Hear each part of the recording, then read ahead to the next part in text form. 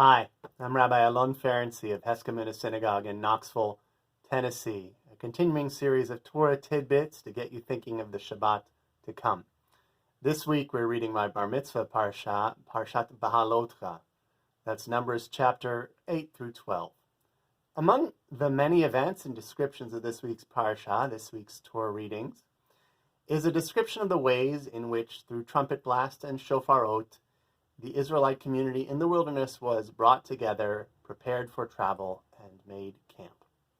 They used shofarot, that is to say, animal horns, very typically ram's horns or ibex horns, and they used trumpets, most often made of silver. Our sages of blessed memory in the centuries more recently say that the shofarot were these eternal items that were capable of being used again and again throughout all generations. But the trumpets themselves of silver were hammered of one piece of metal and continually renewed generation to generation. This message is especially pertinent for our congregation, Heskamina Synagogue of Knoxville, as we think together about our future, not just in this magnificent building, but our identity as a community.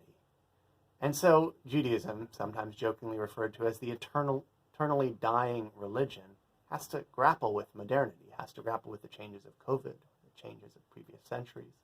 And it's never quite the same. It's never the same river twice. Judaism is always, in some small and big ways, depending on the time and generation, reinventing itself. There are constant verities, just like those shofars, those ram's horns that kept things steady, the practice of Shabbat, for example, the study of the Talmud. But there are things that change, the ways in which we engage, the technologies we use, the ways in which we spend time or study together.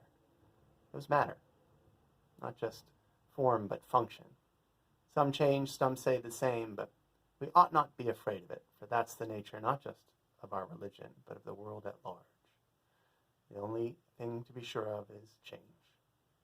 God bless.